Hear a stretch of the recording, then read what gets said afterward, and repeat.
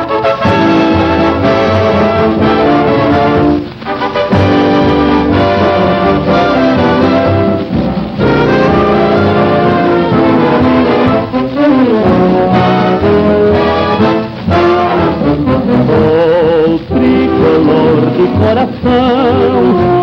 do clube tantas vezes campeão, fascina pela sua disciplina, o Fluminense me domina, eu tenho amor ao tricolor. Bom dia, boa tarde, boa noite, pessoal do Panorama Tricolor. Aqui mais um Panorama Tricolor especial. Hoje está com a presença aqui do ilustríssimo tricolor, sócio, conselheiro, tricolor, apesar de novo, das antigas, atuante. Acho que uma das pessoas justamente que mais tem viajado para ver o jogo do Fluminense, nosso querido Lula Alexandre, com o qual a gente compartilha lá o Conselho Deliberativo. E a gente vai falar um pouco sobre o momento do Fluminense, sobre a política do Fluminense e sobre a perspectiva futura do Fluminense. Lula, primeiro eu queria agradecer a sua presença aqui no Panorama Especial e dar suas considerações iniciais aí sobre você e sobre o que você vê do Fluminense hoje em termos de política e perspectiva do clube. Bom, primeiro, boa tarde a todo mundo. É um prazer estar aqui, né, no Panorama. Poder estar falando de Fluminense sempre é um prazer para mim, porque eu falo diariamente sobre o Fluminense com as pessoas. A cada minuto. E poder estar aqui passando para você que está aí do outro lado, para mim é uma coisa muito prazerosa e é uma satisfação grande estar aqui no Panorama podendo falar do Fluminense. O Lula, assim, para quem não sabe, já foi conselheiro em outras gestões, né? Já na gestão do Arnaldo Santiago e na gestão do seguinte do Arnaldo Santiago, então, do Gil Carneiro.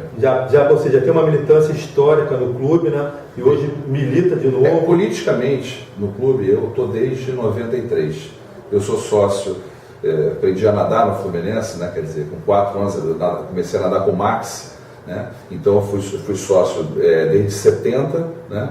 Até hoje, sendo que eu comprei o meu título de sócio proprietário do Fluminense em 1990. E entrei na política do Fluminense em 1993, inclusive fui um dos fundadores da Vanguarda, né, que naquele primeiro momento era um momento para poder abrir o clube, que era voto indireto, e nós conseguimos fazer com que passasse os sócios a votarem para presidente do Fluminense, não ficar uma coisa interna do Conselho Deliberativo. Então, eu já venho politicamente do Fluminense desde essa época, e agora, de alguns anos para cá, eu voltei de uma força muito grande, no sentido de estar ali presente sempre, participando, e pretendo nunca mais me afastar do Fluminense na parte política também, além da minha paixão como torcedor, que ela é gigante, né?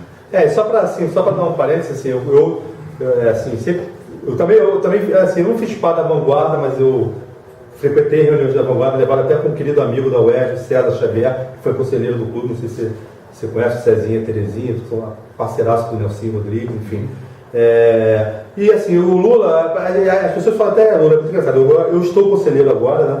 Assim, desde o ano passado eu fui convidado até por 2 pessoas, o Dib e o Thales, da Fussócio, que militavam no clube para participar de vir, uma pessoa legal. E, cara, as pessoas acham que a gente está lá e que se locupleta do clube. Cara, assim, eu posso falar por mim, eu posso falar por Lula. Não é assim, né, Lula? É uma tarefa mesmo. A gente queria só estar na arquibancada, torcendo com a nossa família, se divertindo, mas, cara, é porque a gente sabe que o Fluminense, desde o passado, tem uma linha muito tênue aí entre o céu e o inferno. Então, tem que se dedicar mesmo, não adianta, né? Veja bem, é uma opção estar ali. Você pode simplesmente ser um torcedor de arquibancada e não se importar com nada que se passa internamente no clube, ou você tenta fazer um meio termo, ou você se entranha de vez. Eu optei por me entranhar de vez porque eu acho que o clube precisa de pessoas que amam o Fluminense, né? E que queiram contribuir com o Fluminense. E ter capacidade também, né? Ter capacidade, lógico. O Conselho Deliberativo é uma coisa importante, porém é uma coisa complexa no Fluminense, né? Porque, por exemplo, a gestão hoje do Fluminense, a nível de Conselho Deliberativo, você tem um grupo da Flussócio, que é um grupo grande de cadeiras, né? São 80 cadeiras. A presença de votação no Fluminense, ela é uma presença depende muito restrita. da matéria. Normalmente você tem 100 votos, 100 e poucos votos, então você fica, é um grupo político, é um grupo que conquistou o espaço deles, alcançou há anos atrás foi galgando, perderam a primeira eleição do Peter para o Orcades e depois conquistaram, e é legítimo o espaço deles, eles conseguiram e tem que ser respeitado isso. Mas então, com isso, hoje, como eles têm essas 80 cadeiras, então eu diria que as votações elas têm uma tendência, quando a FUSOL se aprovar, é aquilo que ela aprovar é o que vale. Então, o presidente do Fluminense, que também não é bobo nesse sentido, ele sempre procura a FluSócio para falar os temas, entendeu? Tenta articular junto com eles, e quando a coisa vai para o conselho, ela já vai mais ou menos com as cartas marcadas, essa que é a realidade. De qualquer maneira, mesmo com as cartas marcadas, eu diria assim, que vamos dizer que 80% das votações do Fluminense são votações que realmente o que acontece é o que tem que ser aprovado, mas às vezes 20% são votações polêmicas, que deveriam ter uma variante maior, que talvez coisas que não devessem ser aprovadas e acabam sendo aprovadas. Então é difícil, mas de qualquer forma, muitas votações dessas que poderiam até não ser aprovadas, na hora da votação, você tem 100 e poucos votos. A FluSócio teria 80, mas aí teoricamente você teria que ter todos os outros contra, mas não tem. Então você encontra 100 votos a favor e 10 contra. Então cai em terra também essa questão. Então eu acho que tem que haver o respeito, os grupos estão aí, tem outros grupos políticos no Fluminense também, o da FluSócio é o grupo mais forte, e o Conselho do Fluminense fica regido dessa forma, entendeu? Muito difícil também, porque o presidente do clube, a articulação dele, do futebol e de uma forma geral, ele toma as decisões dele, só leva para o conselho coisas que por obrigação tem que ser levadas para o conselho por causa de estatuto. Então, tudo que não precisa ir para o conselho, não tem a obrigatoriedade de conselho, ele não vai levar. Ele vai fazer da cabeça dele, porque ele tem a caneta, é o que ele já me falou. Ele tem a caneta, ele autoriza o que ele achar que deve. Então, é assim que funciona o Fluminense. Isso é muito engraçado, galera. Assim. Então, não é tão simples quanto as pessoas às vezes falam assim, não, que o conselho tem que resolver. Não é tão simples, é difícil. Eu vou ter meu ponto de vista, mas aí o que adianta? Eu vou lá no plenário, vou falar alguma coisa, se eu não tiver a maioria, não vai resolver. Eu dou o meu recado, procuro articular, tem pessoas de muita qualidade em todas as partes do conselho, entendeu? Então, o importante é ter essa articulação, é você conversar, você dialogar e ver se aquilo é importante para o Fluminense, porque todos nós somos Fluminense. Só que uns veem de uma forma diferente dos outros para chegar ao sucesso, entendeu? Então são visões diferentes, mas todos, a princípio, na minha ideia, querem o bem do Fluminense. Só que uma pessoa quer o bem dessa forma, outra pessoa quer o bem dessa forma. Eu já sou mais crítico, eu não sei se todo mundo quer o bem do Fluminense, mas assim... eu não posso acreditar que a pessoa esteja lá não querendo... Agora, assim, o Lula deu uma pontuada interessante, até para a gente entender como é que é a estruturação política do clube, né? E o Lula me corrige aqui, a gente deve falar também. Assim, basicamente você tem o conselho diretor, que digamos assim, seria o executivo do clube, né? Como se fosse o presidente, o prefeito, o governador, é formado pelo presidente, pelo vice e pelos VPs. Né? Vice-presidência. Que o Fluminense, gente, tem que ter que o Fluminense regido pela lei de clubes, geral de clubes do Brasil. Então você tem que ter os vice-presidentes lá que não são remunerados. De todas as áreas. Nenhum é remunerado. E claro, o presidente tem a autonomia de escolher mais pessoas além disso para tocar a gestão do clube. E aí passar pela aprovação do conselho. Exatamente. Isso tem que passar para você, por exemplo, ele indica um vice-presidente de algum. O Mário Bittencourt agora foi indicado. Houve uma polêmica em relação ao Mário Bittencourt, porque ele presta serviço para o Fluminense como advogado do Fluminense. E tinha muitas pessoas questionando isso, mas as pessoas acharam que, por bem do Fluminense, no momento que o Fluminense estava vivendo, sem ter um outro nome para ser vice-presidente do Fluminense, e tendo o Mário ali à disposição, mesmo com essa questão, mas ele acabou aprovando ele foi no plenário, explicou que não teria... por exemplo, assim, infelizmente o estatuto permite ali, pela discussão ali, o questionamento, porque não pode é o conselho deliberativo, ele era conselho diretor, aí não tem... Você não pode ser conselheiro do Fluminense. Talvez tenha que mudar o estatuto para que o conselho diretor também caia nessa questão que é o conselho diretor. O conselho não pode ter remuneração, com certeza, ou algum vínculo de Agora, Lula, assim, você participou da Vanguarda, o que você viu do Fluminense, assim, de pré-Vanguarda, que foi aquele momento desastroso do Fluminense, né? Você deve ter vivido esse momento, enfim. E o que você acha que tem mudado, que tem de positivo no clube hoje, assim, da administração, do clube, sim, financeiramente, tem evoluído? Como é que você avalia? Eu, falando da minha questão política do Fluminense, que vai chegar, vou te responder essa questão, eu quando participei da Vanguarda, inicialmente tudo, nós achávamos que o clube precisava ter essa abertura, o sócio precisava votar, tinha que ter modernidade. A gente está vivendo um momento muito difícil no Fluminense, né?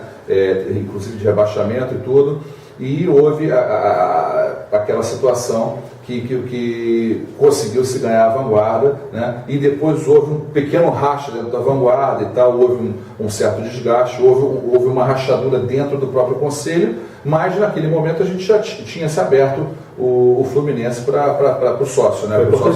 Foi importantíssimo. Só que nas gestões passaram, e foi o que eu falei, eu estive comentando com você. O problema é que o clube passa sempre por essa questão. Contrata, manda embora, não paga. Contrata, manda embora, não paga. Contrata o técnico, tira. Então você vai criando, vai inflando uma dívida no clube, você manda funcionar à época, né? Com receitas muito mais baixas do que são as receitas hoje. Hoje as receitas são estratosféricas. Antigamente eram receitas pequenas. Então você não pagava o funcionário. Aí botava o funcionário para o olho da rua, o funcionário para a justiça, uma pessoa que de repente você tinha que pagar 5 mil, você passa a pagar 200 mil. Casos de Bismarck, entendeu? Casos do Branco. Então as dívidas ficam muito grandes. Então o Fluminense ele vem ao longo dos anos crescendo a dívida muito em função de irresponsabilidade, o desespero da situação que o Fluminense naquele momento precisava. Você sai contrata os jogadores errados, inclusive nesse primeiro momento nós caímos para a segunda divisão, para a terceira divisão, então foi um horror total, entendeu? Então nós tivemos 20 anos muito difíceis, o Fluminense viveu 20 anos de extremo horror, uma coisa assim. Fluminense, né? Não, foram 20 anos de horror, assim, é um pesadelo, entendeu? Eu acho que a gente de 2007 para cá é como se a gente estivesse voltando para o céu, renascido, entendeu? Porque hoje, a gente depois jogou a Copa do Brasil em 2007, a gente começou ali a resgatar toda a nossa história que estava lá atrás, que ficou parada em 1900. Sempre foi vitoriosa, né? Exatamente. Não, até 85. Não só vitoriosa, como exemplo de administração. Taça Olímpica, 1949. E o Fluminense, em 85, né, foi tricampeão.